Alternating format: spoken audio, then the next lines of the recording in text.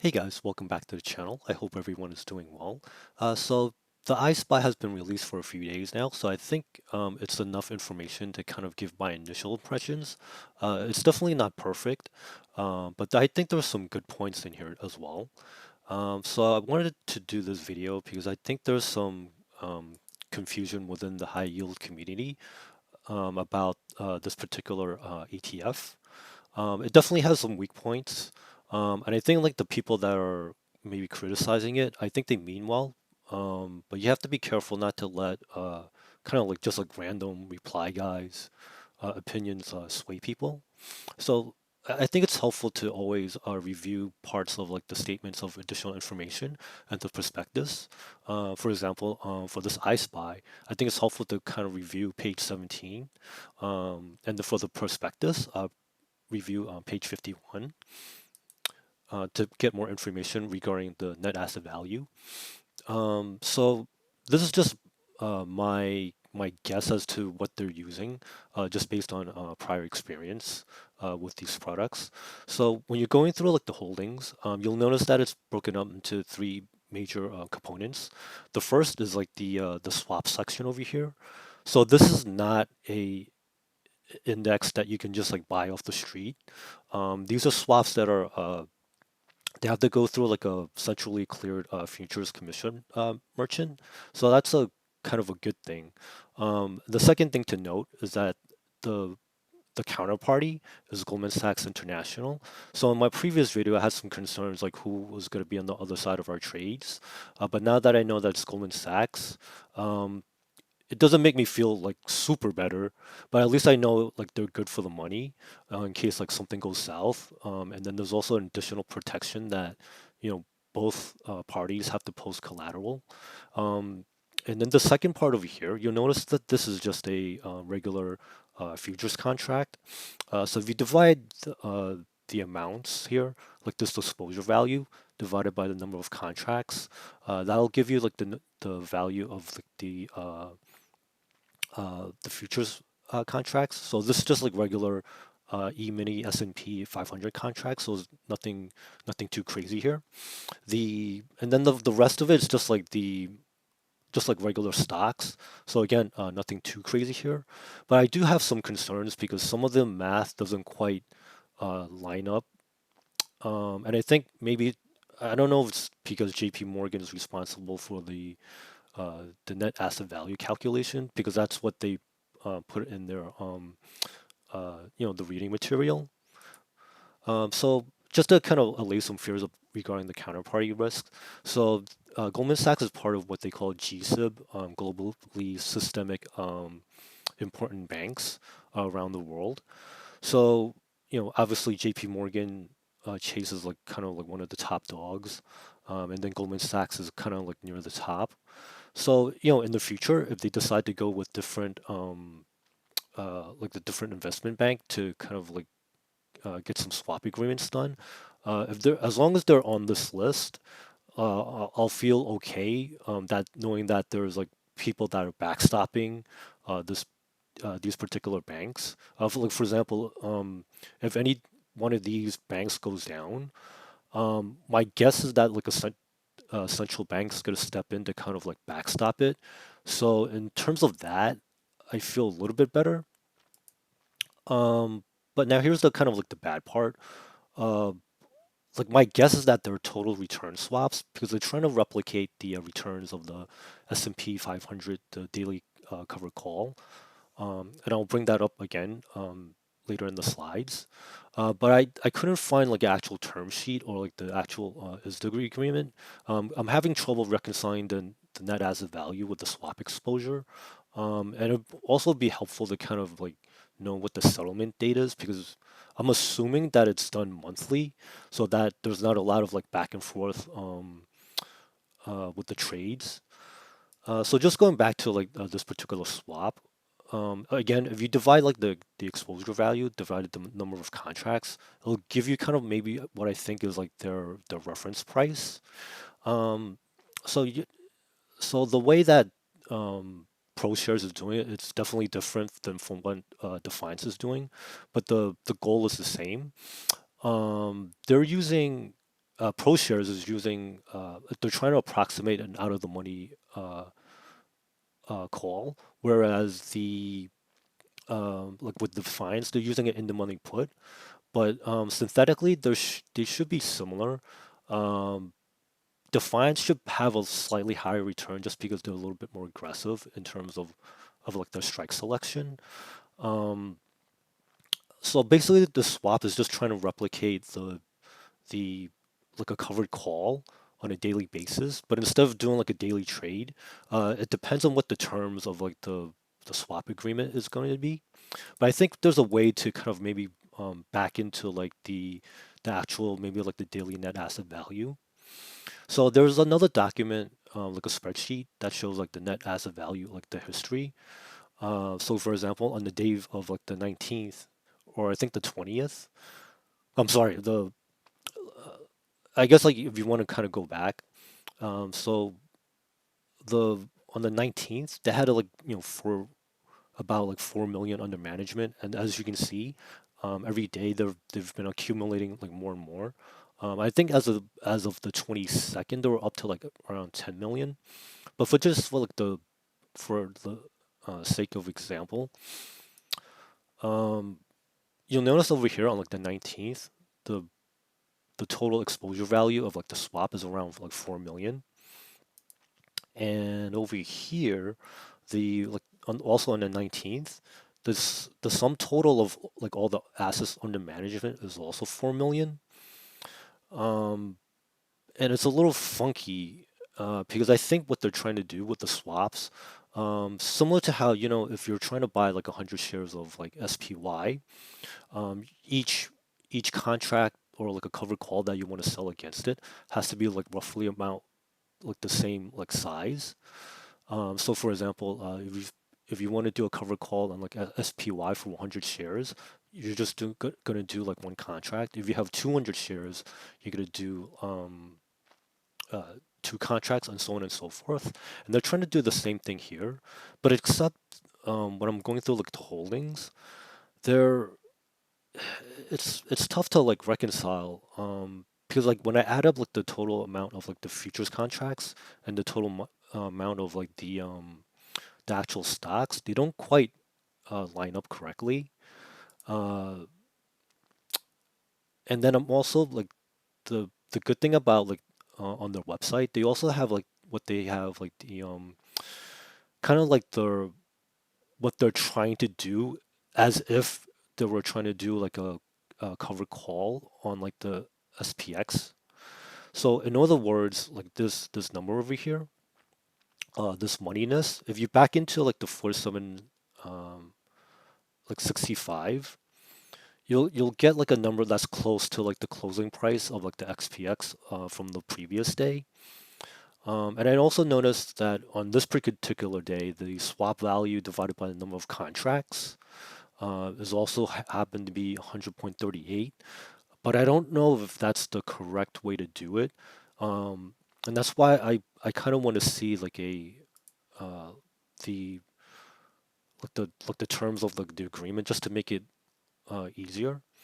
So I guess like for people that are trying to do like the daily like the reconciliations for each of these covered calls or in the money puts, like for example, retiring dividends and max convexity, they do a really good job of like breaking down like the kind of like the defiance trades.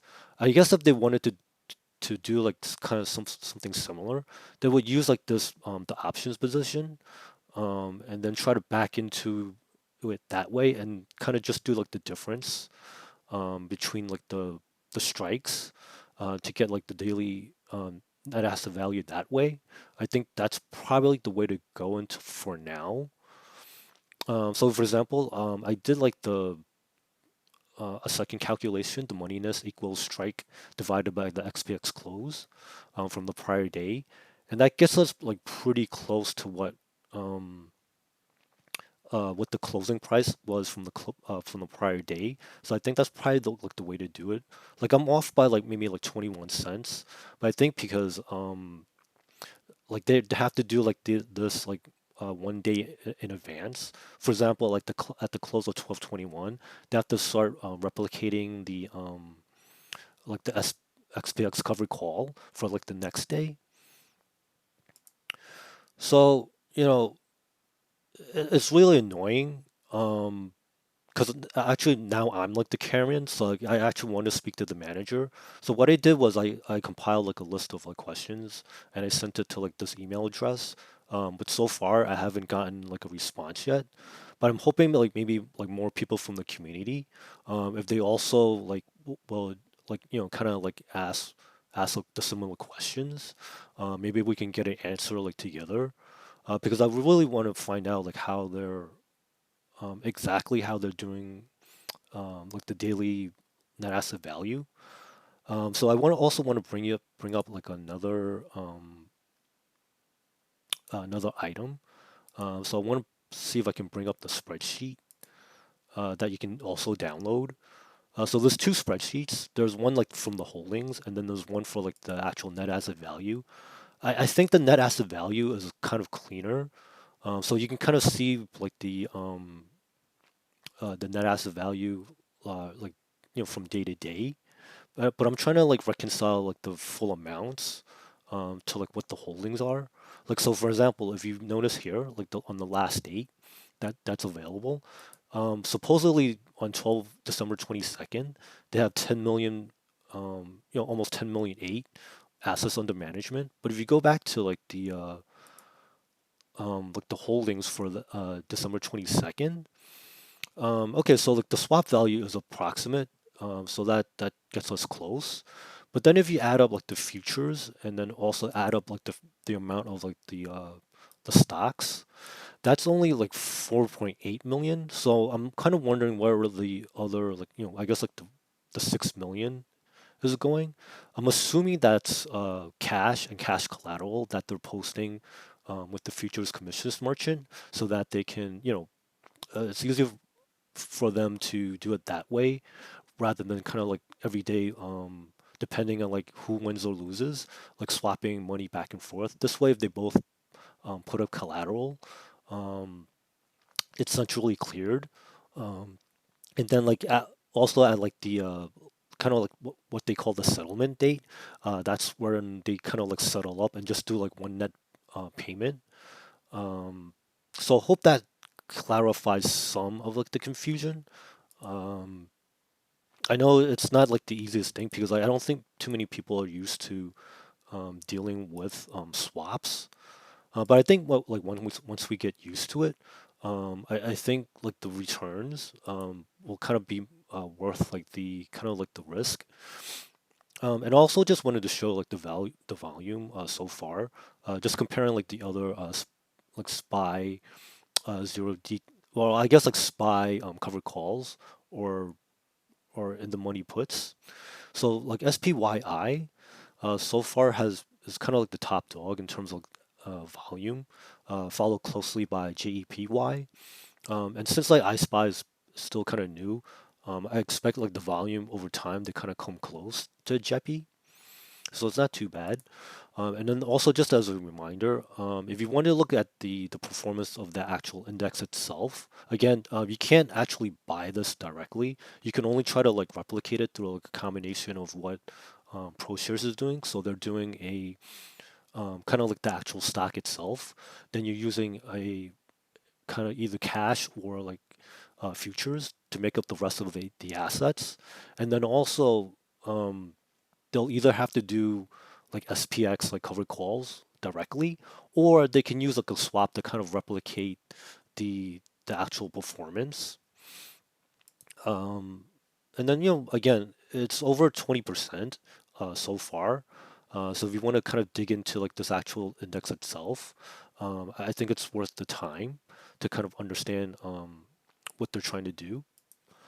And then of course, like actually, I think probably in the coming week, the distribution should be available. So I'll be interested. Sorry, I can't speak. It'll be interesting to see how they break out like the return of capital because I'm really interested to see how they do it. And then I think the funds should be a little bit worried because they again, the Proshares ISPY, they also have like monthly distributions. And this expense ratio is 55 basis points, so it's a 44% reduction. Um, and then over time, I think like they'll also have like pretty good option chains as well. So I don't want to count out ISPY. I think it's just they have to like clear up the confusion. And I'm really looking forward to see how like retirement on dividends and max convexity, kind of like they do their take on like the daily holdings as well. I can't wait to see like their videos. Um, because that's usually like one of the highlights of the day for me.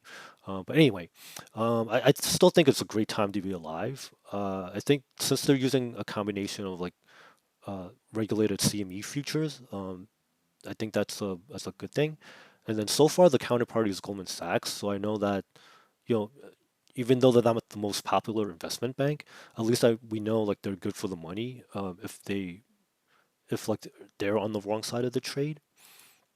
Um, I would say that the risk so far, like they, I think all they have to do is just put like the swap or agreement on like the website, so like everybody can kind of take a look at it as well, or at least have like maybe like a video or something to kind of explain like how their swap works.